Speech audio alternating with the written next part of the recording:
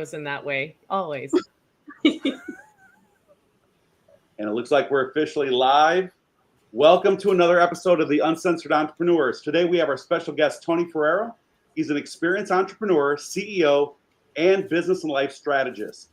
Tony works with success-driven people, aligning their life and business with their dreams through strategic thinking and doing. So please stay tuned, and we'll see you on the inside.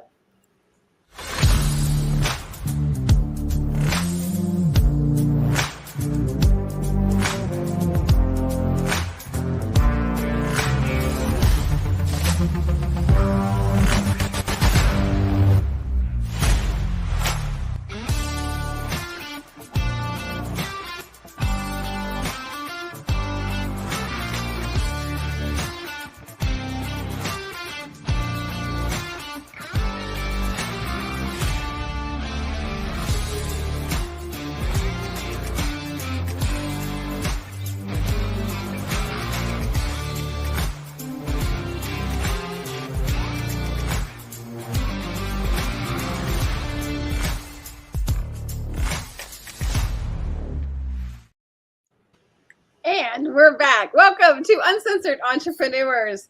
Whoa, we got a guest today. I am so excited to host Mr. Tony Ferraro with us today. I don't know if my internet is cutting in and out or if I'm like choppy, so you'll just have to let me know. But I met Tony a few years back. He was doing a project with Jordan Adler. He is also, on top of being an experienced entrepreneur and buying and selling businesses and being a CEO and doing all these amazing things in the world, he was also a publisher. He got into the publishing world. And I met him when he was doing a book series called Momentum Makers. And it was kind of like Chicken Soup for the Soul for network marketers. And it talked about team building and leadership. But Tony is a coach and a trainer for really high impact people, for people that are here to make a difference in the world. He has done things from big business to heading up church organizations and nonprofits.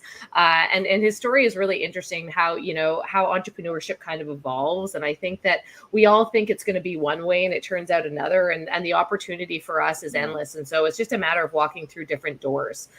So Tony, I would love to introduce you and thank you for being here today. And I would love to give you the floor and allow you to talk a little bit about yourself and share your story with people and how all of this amazingness came to be. Yeah, it's really funny. I as someone who loves to focus on, the passions, visions, and dreams of other people, I'm not real great about talking about myself. I've been an entrepreneur. I've been entrepreneurial my entire life, since I was a kid, but I really turned the corner, and the sort of that benchmark moment in my life happened in did you guys lose audio? No, we're still here. It happened in about, okay, I thought you lost audio. I lost you. Happened in about 2000, and I had failed at a business, and it was the first time in my life that I said, I failed. And when I said I failed, the person I was talking to said, how does that feel? And I said, it actually feels pretty good. And she, definitely not the answer she was expecting. She said, what do you mean it feels good? I said, I think I finally figured out what I am. Right? I'm an entrepreneur, and I'd rather spend the rest of my life failing at my things than working on other people's things. And that was really that benchmark sort of turning point moment when I realized this is what I'm going to set out to do. And so, I had a couple more failures between there and success. What people don't understand is that entrepreneurial journey, it's iterative. For very few people is it automatic success. It's iterative change until you kind of figure it out. And it just takes time. And so from there, we started a business, me and a couple other guys in our house in 2003, eventually built it. It was a software company, merged into another company in 2009, sold that company in 2011. And then kind of everything was changed after that in terms of my entrepreneurial journey. But that's where the passion has been. And then following the exit is when I really got passionate about helping other people, right? I started kind of pouring into other, executives and leaders around the world and coaching them using a proprietary practice on how to align their life and their business with their dreams, because they really do need to dovetail if you're going to be successful at it. And that's what I spent the last really 10 years doing. And I absolutely love it. Isn't that so interesting, you guys? And like here, I'm going to let, you guys get into this, but one of the things that just like really hit home for me is that most entrepreneurs don't have an exit strategy, and you have to work your butt off until you make the money that you need to make to be able to do what you love every single day. And most people don't get over that hump of like doing the grind and going through all the challenges and pushing through to create that exit strategy. So now you just get to operate in your wheelhouse and zone of genius and do what you love and outsource the rest. I love that story. Yeah, absolutely. And I love the fact, Tony, you had mentioned that aligning, their life and business with their dreams. That is absolutely huge, right? Because traditionally, coming from like a traditional business consulting background, and it looks like you've had that same kind of journey, up until now, most people just fundamentally are always looking for just the operational side and the sales aspect of their business, when in many cases they're not reaching those goals because there isn't alignment between that business model and their personal life and dreams. So I love that. Yeah, thank you for that. The way I look at it, in our life, we've got various domains. We've got our personal life, our financial life, our vocational life, our family life, our spiritual life, our, the physical environment we live in. And oftentimes what ends up happening is entrepreneurs become singularly focused on that vocational piece. And it's that approach to life that creates burnout, failed marriages, failed businesses and everything else. Is by not understanding, you really got to keep all of this together. And the way I look at it is, and this is one thing you'll hear from me over and over and over and over, is everything starts with a dream. You don't get up and get a cup of coffee in the morning without having an idea for a cup of coffee. So if everything starts with a dream, well, then you really need a dream for your whole life. Part of that dream is your vocational entrepreneurial journey.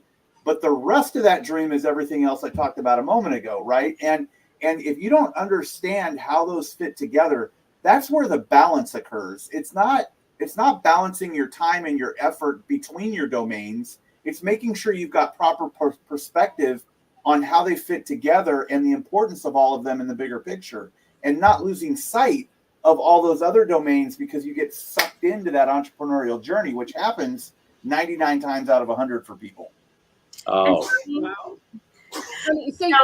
So many entrepreneurs right now are struggling. They're struggling with staying consistent, struggling with the economy changing. What would you tell an entrepreneur right now that's on the verge of giving up? Well, first of all, it's important to understand what an entrepreneur is and what kind of makes you one. And I think that's the first piece of that.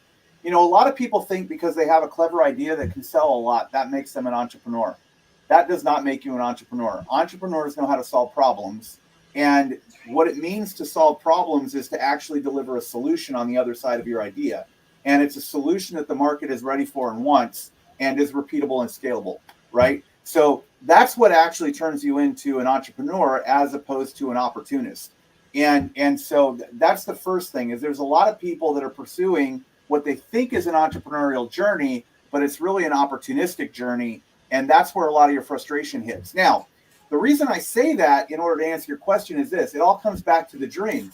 The thing that pushes you through the wall. I've got a thing that I take small business owners called the 22 laws of business. One of those laws is exactly that. How do you get through the cloud, right? How do you get through what's going on in your environment and all that? And the simple answer is this: revisit the dream, right? The level to which you're passionate about the dream is what's going to provide that energy and that drive and that determination that's going to get you up every single day, no matter what, and push you through all of that, all of the things that are happening externally. Now, when that comes to being the difference between being an opportunist versus an entrepreneur, the opportunist, remember, if you're an opportunist, your motivation was, hey, I think this will work and I'll sell a lot. So when you don't sell a lot, you have a really thin barrier between you and stopping. When you're a problem solver, you see a world that doesn't exist yet, and it's better than the one we live in, and you're not going to stop at anything until you get to that. And so revisiting that dream, understanding that dream is what pushes you through the moments you're talking about. And this is why personally, when I talk with a lot of entrepreneurs and business owners, I have a tendency to tell them, look, non-disclosure agreements really aren't that effective, because if you tell somebody and you give them your idea, they didn't have that genesis moment that they got emotionally attached to. Mm-hmm. They were an opportunist. They may be able to go make something out of it, temporarily, but they can't make a real solution for the long term with it. And that's the same for you internally. If you're motivated by opportunity, you're probably not going to succeed. If you're motivated by that entrepreneurial, end result, yes, you're gonna fight like hell to make it happen. Yeah, I love that. Wow. Boom. I love that. And that concludes our episode today on Uncensored. Yeah, I was going to say that concludes our show right there. No, I absolutely love that. There's, when you mentioned before, right at the very beginning of that, because that was all just beautiful, Tony, by the way. When you had mentioned about, people keeping things separate when really they should all be intertwined. I always like to use that analogy because I love cooking, right? And you think of each little, individual ingredient that you're preparing for this ultimate meal, when really the focus should be, the ultimate meal. You need to do these little things, right? But we get so hung up on one little stage, or we try to keep the buckets separated. People talk about buckets all the time. My faith is a bucket. My business is a bucket. When really they all intertwine. And when you can do that, when you can put them all together, all these ingredients into one beautiful recipe, then that's when you find harmony and everything that you've been talking about as far as that alignment goes. I absolutely love that. Yeah, and I fully agree. And that's one of the things, like when I work with individuals as opposed to teams, although we do a dream board with teams too, but when I do a dream board with an individual, that's one of the things I focus on is, look, the dream's got to be complete. It can't just be a boat, and it can't just be a destination, and it can't just be a bank account. It's got to include the rest of you. You're a bucket of many parts, right? And they've all got to go together. So, really, again, in those 22 laws I talked about, one of them is just really understanding yourself. What are you made of? And if you're about to embark on an entrepreneurial journey, and you sit down and you put the problem up there, and you put your solution up there, and you ask the question, how is this going to change people's lives? Why are their lives going to be better? If you can't say yes to the following question, you shouldn't be doing it. So what's the question? Is it worth your life? Yeah. Wow. Is it worth your life to do this? Because here's the deal. The most valuable asset you have is your time. You're never getting that back again. You're going to lay in a bed one day staring at a ceiling getting ready to die, and it sure as hell had better been worth it. And so the truth is, if you're sitting back as an entrepreneur and you're saying, I've got an idea for some new widget, and that widget's not worth your life, then don't start. Wow. Yeah. I love that, Tony. And I was going to ask you too, going back to that alignment piece with the dream that we all would have. And everybody's dream obviously is a bit different. But what I see for myself and a lot of other entrepreneurs is that we're trying to make this dream happen, and we are staying on that grind and that hustle bus. And I know you said, we have to be focused on all those areas. So how are we able to distinguish, moving, aligning all those three pieces that you mentioned, and still, going towards the dream that we have without, killing ourselves, or like you said just a moment ago, was it worth it? Yeah, it's really good. And I'll tell you, the simple answer to that is this. And actually, there's 6 different domains. So there's 6, right?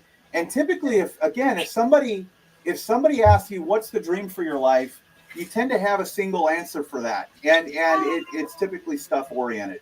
The trick to getting to real life satisfaction and fulfillment, because you'll never get to, quote, balance. The trick to getting to fulfillment is you need a dream for your family life. You need a dream for your vocational life.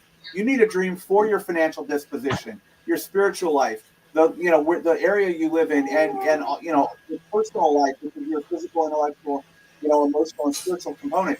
You need a dream for each one of those, and then you ask the question, how does that roll into a master?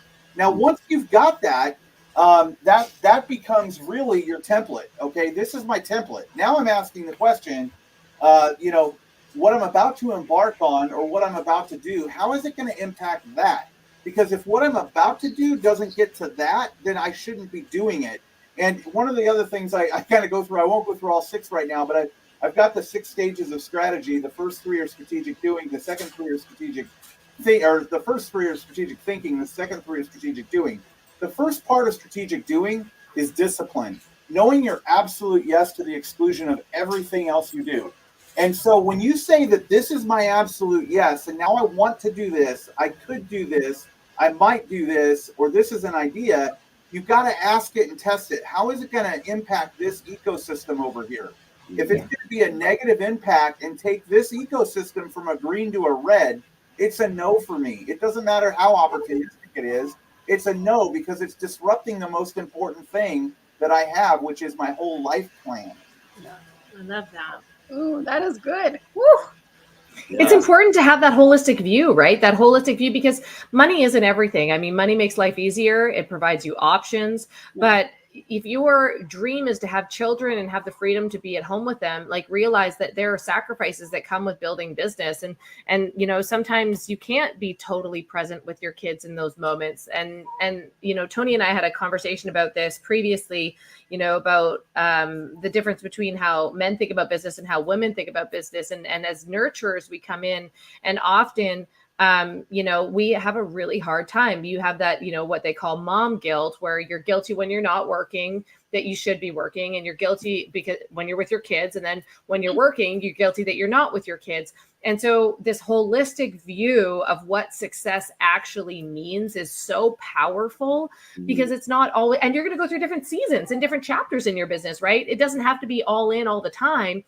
Especially when you've got young kids. But as you know, life evolves and different opportunities come in. I love, Tony, that you made that distinction between what you say yes to and what you say no to. I think that's the difference between really uber successful entrepreneurs, is that really successful people just say no to a lot more, and they say no to everything that doesn't align with where they're going and what they want on a holistic level. So I really appreciate you bringing that up, because I think so often it's ignored, and it's just like people just focus on the goal of making money, and that is such an empty goal. Once you have money, you realize, like, okay, great, I have money, but now I still have these problems, or I still don't see my family, or I still don't, you know, live the life that I actually want to live. And oh, I'm an entrepreneur, great, now it all falls on me, you know. Yeah. Somebody Yeah. said, So if I could speak to that, I'm sorry, real quick. One quick thought on that. The problem is people have the wrong understanding of the role of money in the whole equation. They think that money is the answer, that money is that end result. It is the dream. And that's the wrong approach. The purpose of money is to fund the dream. The purpose of money is to fund the dream. It's how we get it done, right? So that makes you think about it differently. You've got 2 really important assets. Well, really, let's call it 3 important assets. You've got money, you've got time, and you've got relationships. And those 3 assets, money, time, and relationships, are what you're supposed to be using, like, you know, pieces on a chessboard, in order to produce the outcome that is your life plan. And that's where people make the mistake. They feel like I'm running and running and running in order to produce the money, and the money is the dream. And that's why so many people, when they get the money, either A, it's completely empty, right? Because it's empty. It's just money. It's a tool, right? Or B, they lose it because they had no plan for management, right? They didn't understand it was a tool. And that's why people end up there. So the point is the wrong, if we can flip our thinking to realize that money is a pathway to an outcome, and that outcome is the life plan. Now we're not asking the question, what do I dream about money? We're asking the question, what do I dream about life, and how do I get the money to make that happen? Totally different.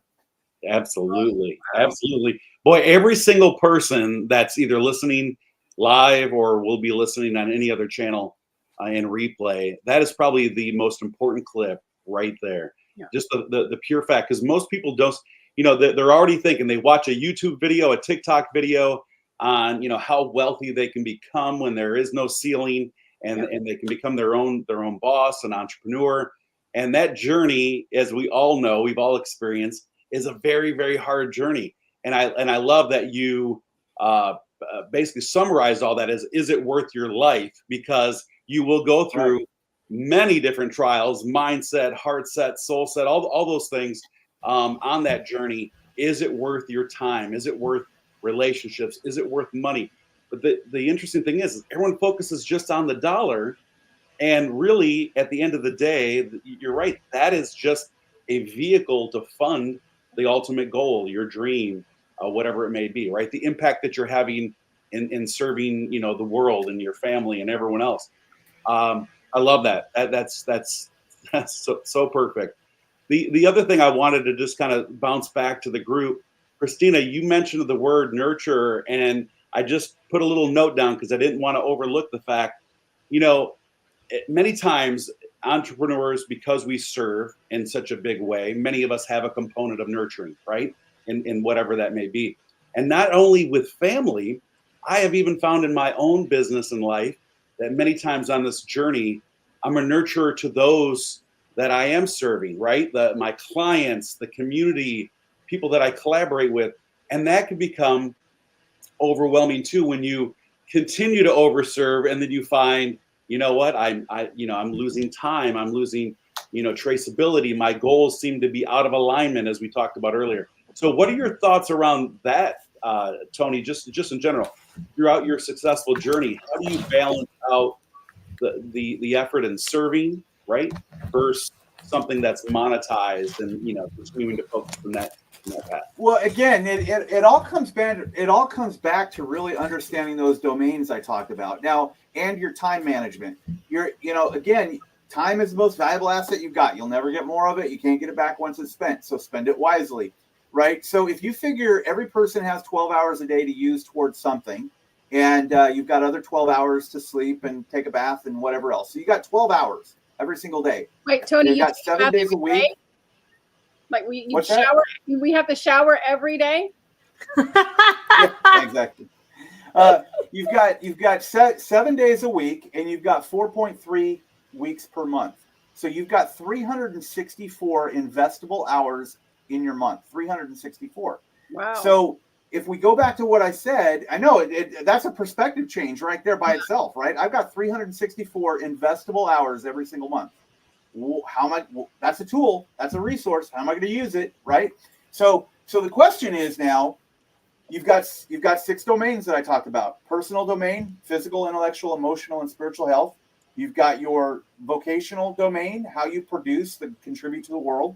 You've got your family domain, which changes over the course of time. You've got your financial domain, which resources and creates all this. You've got your community, and then you've got your physical community. You've got these 6 domains that you're going to take those 364 hours and split it into those groups. Now, remember, you've got an outcome that's called your life plan or your dream that you're trying to get to. Mm-hmm. So how do you budget those hours to produce that outcome, given that you only have 364 of them? It's simple math, right? And sitting down and figuring out percentages. This percent of my time is going to be invested in my entrepreneurial journey. But this percent of my time is going to be invested in my wife or my husband or whatever to make sure that I still got that at the end, right? And this percent of my time is going to be invested in that giving proportion, right, that you talked about. It's whatever your dream is, whether it's philanthropic work, whether it's service-based in the community, whatever it is, you've got to just work through the budget of that and get your goals and basically build a dashboard so that you can see, are you hitting those things or are you not? And then make your adjustments accordingly. So true. And, unfortunately, many people just don't even have, it's one of the things that we see as coaches when we're first working with someone. Many don't even have that dashboard that you mentioned, right? That they ultimately have this dream, this idea, this vision. They have potentially small little vehicles that they've been able to adopt to get them to that destination, right? They're making some money along the way, but it's having that dashboard, as you just stated. And I love that. And also just being really in tune with the time that you allocate to each one of those things, because, at the end of the day, it is really hard. Like I said, as a nurturer, my ultimate goal would be just to serve the world. Right. And we know in order to do that, that takes a great deal of wealth. It takes time, it takes collaboration and leverage and all types of other things in order to make something like that happen. Yeah, and I'll say, part of it is about getting real with yourself again. There's sort of a continuum, if you will, between the highly sort of tactical thinker and the highly visionary thinker. And Yeah. where you are on that spectrum, the further to the visionary you become, the harder it is to be disciplined. And the harder it is to live by systems, the more contrived things like dashboards feel, et cetera, et cetera. And that's where it's very, very difficult. Now, the truth is, your highest level visionaries that can figure those components out, your people, like Elon Musk and Walt Disney, some of these guys, and Steve Jobs, that can figure out the discipline to move it forward, those guys are really successful. Unfortunately, 99.99999% of visionaries struggle with that, and they can't do it. And that's why the failure rate is so high, because it's typically those high visionaries that step into the entrepreneurial space because they can also tolerate high risk and high change, right? And that's where failure happens. And so really getting to the point that you just talked about, understanding that you really do need a dashboard. You need that accountability. The more of a visionary you are, the more external accountability you need, because there's none inside. The way I like to describe myself on that visionary spectrum is there's no box. Like, there is no box. A box is a limit, right? It's a barrier. Like, why would there ever be a box? That's how my brain works. But there's the part of me that the conscious that says, okay, I can't give into that. Right? I can't give into that. I can't live over here all day, because that's just an amorphous sort of world without discipline, and it lacks progress. And so that dashboard component and external accountability, the higher visionary you are, the more important those two pieces are. So true. By the way, Christina, I know you said, don't mind me, I'm just sitting here taking notes. Right? I don't even know how you're able to write this fast, because there's so much content. What? Yeah, there's so much awesome content just packed in here, which is why I'm so glad we're capturing it in both video and audio. Yes.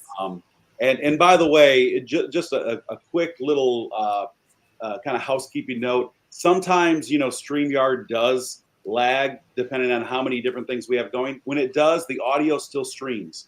So just to kind of be conscious of that. We're still capturing all this wonderful content along the way. And so based on that, Tina had said again, what are the different buckets? Since you're taking notes, Christina, but when, you're giving away a lot here, Tony. And I think in the very beginning, I remember you saying, I'm not going to necessarily get into all of them. And I think we're asking so many questions. Leave it to us to bring it all out. I'm happy to run through them again. Yeah, and this is so basically there's 6. You've got your personal domain, which is your physical, intellectual, emotional, and spiritual health.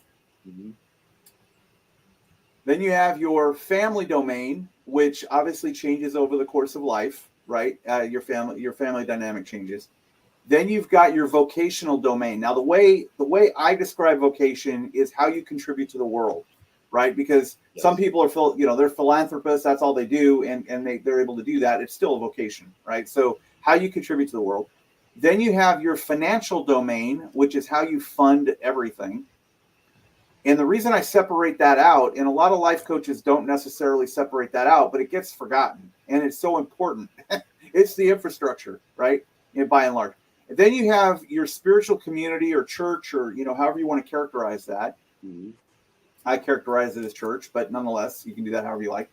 And then you've got the physical environment that you live in, your physical community or geography. And 5 of those, I added the financial domain. 5 of those actually came from some training that I did under Tom Patterson's program 10, 15 years ago, if you're familiar with him. But so he's got the 5. I added the 6 after doing a lot of working with executives and figuring out that financial domain was really important and often forgotten. So I added that one. But nonetheless, it's about really coming up with a dream for each one of those components, and then tying that together in sort of a meta narrative that is the story of the life that you want to have. And then this is the critical part, what does that look like? So often when we talk about dream making and dream planning or life, sort of planning, we get focused on, again, the tangible stuff of, it looks like an RV, it looks like a trip to Italy, it looks like whatever. But what does it look like for your spiritual health to be really in a great place? right? How would you describe that graphically? How would you describe graphically what a happy workplace looks like for you vocationally, right? How would you what words would you put around the physical community that you live in that would help somebody else understand what your dream is for where you live, right? Those pieces are just as important. So you've really got to fill out the whole picture so that nothing gets left. Otherwise, what's going to happen is you're like the guy that goes to the gym and only does biceps, right? That's what ends up happening. There's That's more a to you good than biceps. It has the chicken legs. Yeah. Oh man, Yeah, that's that's such a just it, good right? analogy. That has a little chicken legs. So, Tony, you mentioned this dashboard and you talk about the check boxes that we can use. I mean, it sounds like a lot of different areas of my life that I now need to manage or pay attention to. So, how do you guide entrepreneurs in making sure that they're able to tap into each one of those? Because each of those buckets also had a lot of elements that you just mentioned. Yeah, they do. And so, I don't want to be salesy, but I've got a 2-day process that I take people through. Over the course, we go all the way from the time you were born until what your plans are after you're dead and gone, right? What's that whole journey and what's the outcome? And out of that, we build a 3-panel dashboard that really sums it all up, and we create a metric system that helps you really know day to day how are you doing against that red, yellow, green. Are you moving towards health or away from health? And then, of course, you've got the outcome of an actual, now let's put a 6-month, 1-year plan together. These are the things you need to go do in each one of these areas. And again, that separation of the buckets is what causes so much problem for people, right? Mm-hmm. If everybody's got a to-do list for their, a set of goals and to-dos for their vocation. Everybody successful has that. Some people have a similar thing in their marriage or at home. Very few people, or maybe they have it for their finances, but few people have that for their family. Few people have that for their spiritual life, right? We don't do the same thing. So in that process, we really do that, and we create the practice and habit of thinking that way. And then the nice thing is we also build a filter. And this is the most important piece, right? Is like, okay, I always tell people when I go through this process, the whole 2 days we just spent was to really get to the filter. That's what this is really all about. And in that filter, we've got about 9 different metrics that we're looking at. Your life experience, your hopes, your skills, what your dreams and your outcomes are, and basically your financial goals. Now that we have this filter, we're going to look at, what do you want to do? Well, I want to go start this company. Okay, how is it going to take advantage of your life experience? Do you have the experience to do this? A lot of people have a lot of really great ideas, but they have no experience, network, or relationship to pull that off. You're starting with the cards against you, right? Mm-hmm. How is it going to impact your core values? Is it going to promote them, or is it going to detract for them? If you have as one of your highest core values family, and the entrepreneurial journey you're about to go on is going to require 80 to 90% travel for the first 3 years, that's probably not in alignment. That's right. You're going to get divorced, or you're going to be depressed. Right? So let's look at your core values. So many people say, I have core values, but they don't operationalize them in their decision making, right? They don't make decisions based on their values. And so all their values get compromised, and they don't know why they're miserable. It's because all your values are compromised, right? So we check what you're embarking on against that. And then we look at your hopes and your dreams. What's the propensity that what you want to do is going to make that happen? And what's the probability of success on that? Because you're going to invest your most valuable asset, your time, in trying to pull that off. So, there's more. I won't go through it all, but we create a filter that then is a snapshot filter. You can put it in a wallet and go, okay, I'm thinking about doing this. What's it do here? What's it do here? What's it do here? What's it do here? It sounds complicated, but it gets very simple.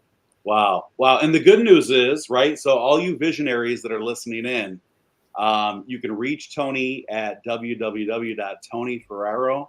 That's FERRARO.com. And he can help you with this dashboard, right? Because we know the visionaries, 100%. They really have no place in sitting there creating the dashboard for themselves.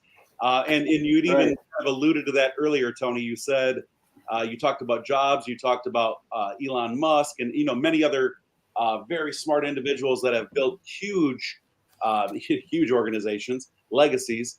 But they've always hired people to do some of these things, right? So when you do find a gap, it doesn't mean you're out of business. When you find a gap, it's being smart enough to understand that you could hire other people to actually help you with those gaps and to be able to leverage the outcome, right? 100%. I mean, that's Maxwell's law of the lid, right? You're not going to be the best at everything. Yes. You don't need to be. You just need to know how to hire the right best. Yeah, Absolutely. I love that we're talking about Yeah. this because I think so many entrepreneurs forget about the lifestyle that they live. And I'm such a huge advocate of making money around the life that you truly want to live, the location, what you want to do on a daily basis, and sometimes we have to be flexible about what we thought that dream was, and coming to a place where we evolve when we find these challenges, or we, like Tony said, we're problem solvers. That's what we do. We continually problem solve throughout different economies, throughout different eras. And when we see a problem in the economy that we can solve, then we just reinvent ourselves and adjust course. And so many people think it's just like a one-time game, it's a one-time thing. And we always use that example of Netflix versus Blockbuster, but it's true that we're constantly evolving. And if you can be somebody that can think ahead and solve problems for the future right now, you'll be very, very successful in what you do, but you have to be adaptable. And I say this all the time that Darwin said that it's not the strongest or the most intelligent that survives. It's the species that adapts the fastest to its current circumstance. And if we take that on as entrepreneurs and we're constantly evolving, then we're able to create sustainable business. And that's where people get frustrated, is that they work so hard to create this one thing, and then that one thing peters out and they're like, oh, well, maybe I'm not cut out for this. And they take it personally, as opposed to, hey, what's next for me? What's in store? Because Tony, we were talking about that, earlier, in that you have evolved so much in your different roles and taken on different things, and all of the like different failures that you've gone through have actually led you down the line to where you are now. 100%. It's funny. I'll do a little, transparency here. By the time I was 35, I had 50 different jobs, starting from the time I was a kid, 50. And there was a tipping point where it went from really bad to really good, right? There's a point where it went from liability to asset. And when it became an asset was when this started working with all the experience that I had and realized, wait a minute, I can talk to anybody. And I understand the world they live in really quickly. I can break down a business model. I got exposed to so many different business models and financial models and, sales models and marketing models and so forth. I mean, there was so much experience in those 50 jobs that it really became a tremendous asset. And that's what causes that multidimensional component. But that's also, a little selfless plug. That's what makes me a really great coach and trainer, right? Because I can connect with everybody like that. I've had clients that former CEO of Family Restaurant Group, 25,000 employees, owned everything from Jack in the Box to Charlie Brown's, El Torito, wow. And I've also had, single entrepreneur guy, solopreneur guy with the window business, and everything in between. And I've worked with churches all over the world. And I mean, it's like that vast experience just really, truly becomes an asset at some point. Yes, absolutely. It does. I talk a lot. I mean, everyone knows they're probably sick of me saying or hearing me talk about personal branding all the time, right? But every single one of those experiences weaves into that, into your personal brand and who you are today, and the outcome that you're able to serve others with. And likewise, my resume is right there with you, Tony. And I laugh sometimes because my wife, she still works in corporate America, and everything's very structured. It's black and white, especially in her department, the financial, right? The finance department. And she interviews a lot of people. And so when her and I have these discussions about interviewing people and resumes, et cetera, I'm like, I wouldn't even want to put my resume together nowadays. It's crazy if I was, to put that on paper. I've done this. It scares me even. But you're absolutely right. It can be a weakness as well if you're not able to tap into those and to really create alignment with each one of those pieces to draw out of them all, right? So, absolutely. It's funny. My wife used to be the VP of HR for Billabong, the clothing company. So I've got the same household. And I took the disc one day. You guys might be familiar with the disc. And my results literally said, "Do not hire." Don't touch this guy. That's hilarious. That is so true. That's Yeah. 35 times. And I said, So do not "You're hire. right. Yeah, don't hire this person." absolutely. Awesome. I love it. This Wow, what is great Yeah. really good stuff. information in this I power-packed hour. Yeah. right. Yeah. No, really good stuff. You know. And I'm sorry. Go ahead. No, go ahead, Tony. Go ahead. Let's keep. You got the keep floor, rolling. man. It's Yeah. all you, baby. What's this? Yeah. You know, the thing is, this is. I guess I'll go through those 6 steps now. I wasn't gonna, but I will. The 6 All steps right. of strategy. And I knew we could get a lot of it. There we go. All right. This is what I'm doing it Robert for a really reason. wanted. This So, is you know, the result. So one of the things, you know, one of the core things that I really teach, and I'm really passionate about, is that there's really 2 components to strategy. And most of the time we think of strategy as, quote, planning for tomorrow today. Strategy gets limited to the planning component, right? And I think that there's more to it than that. So I break strategy really into 2 groups. There's strategic thinking and then there's strategic doing. And the strategic thinking part involves, first of all, like I said, everything starts with the dream. So the first part of strategy is the dream. You've got to have what I call your strategic framework in place, the chassis, if you will.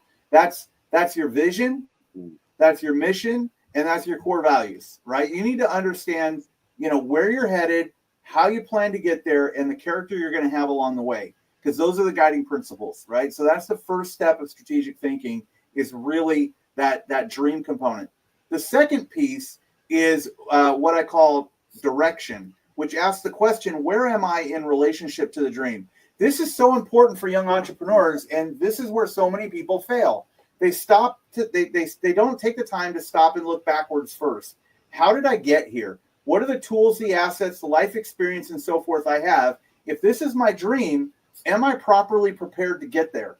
You know, am I the right person for this? And that's where failure happens. And do I have the right resources for that?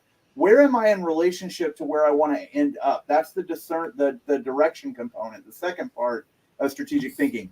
The third part is the discernment piece. That's the plan, right? What do I need to do to actually get from where I am to where I want to go? Now, most of the time when organizations, businesses, or individuals do strategic planning, that's where they stop. They stop with the dream, the direction, and the discernment.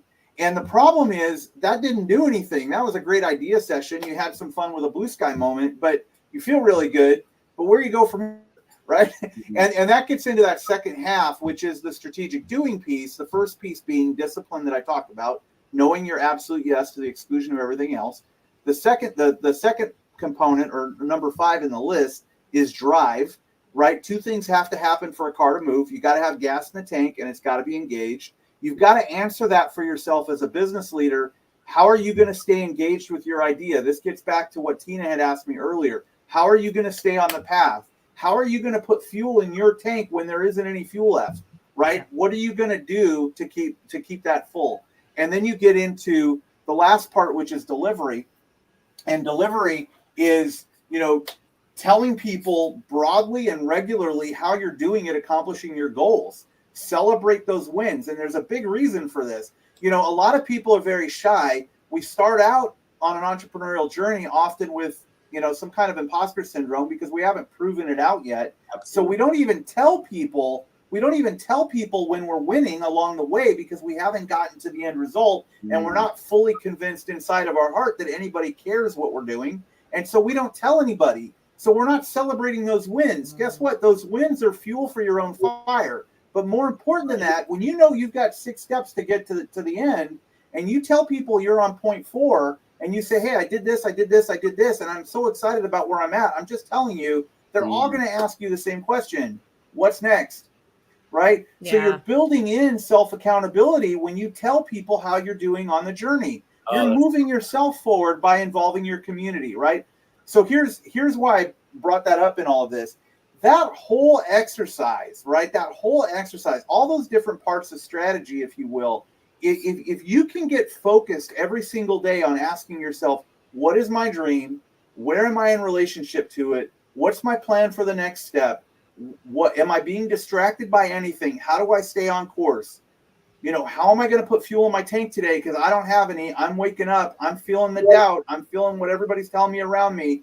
Okay, I had a small win today. It doesn't matter how small it is. I'm going to pick up the phone and call somebody, so I'm encouraged. You will be successful. Wow, that is so true. I'm so glad you brought that up. We talk about this all the time. And many people, they keep this initial plan, like you said, a secret. And if they don't reach the ultimate goal in that plan, that's typically when you see that 97% quit before they finally even reach the finish line. When really, if they're celebrating those small wins along the way and they have accountability partners and collaborators that cheer them on, it just continues to compel them and pushes them past that 2 to 3 year mark where most people fall short and quit. I love that. What an incredible conversation today. Honestly, Tony, we're so lucky to have you and have this conversation. I think that you've brought a lot of steps that are actionable for people that they can reflect on and really start to move forward in their business in a more conscious and intentional way. I think that's so powerful. And I appreciate you sharing your gifts and your talents and your experience of those 50 jobs before 35 with us today. Absolutely. And again, for those that are just listening in and not watching video, you can connect and learn more from Tony at www.tonyferraro. That's FERRARO.com. And then you can find out, get a little bit more in depth with those 6 steps, and also learn a little bit more about creating a dashboard, right? So that you have these metrics to govern your life and business by. And I love that you're intertwining the two so often, right? Entrepreneurs are focused 100% on business and money, and they forget to tell you about all the journey, the other aspects that really matter at the end of the day. That's, your spiritual, the spiritual hardships, the hardship on family. And that's why here on the Uncensored Entrepreneurs, right, we really talk about some of these things, the things that you don't see per se across social media. So really appreciate everything that you've given us today, Tony. Thank you. Yeah, awesome. Well, gosh, I appreciate being here. Likewise. And so again, thank each and every one of you. We'll have you on again, Tony, because we've only scratched the surface. We could probably go on. We should be recording for the next 3 or 5, maybe 5 hours with you. And then he just wants to get more information out of you, Tony. Yeah. But I'll tell you what, on some of our upcoming plans this year to have some masterminds and mini boot camps, you are absolutely going to be invited. So we appreciate that. Most definitely. Oh, that'd be awesome. I would love to do that. Thank you. Yeah. Thank you, Tony. Thanks, Thank Tony. you all. Now, we'll see you again next Thursday at 1 p.m. Eastern Standard Time on the Uncensored Entrepreneurs. Have a nice day, everyone. Bye, guys. Bye.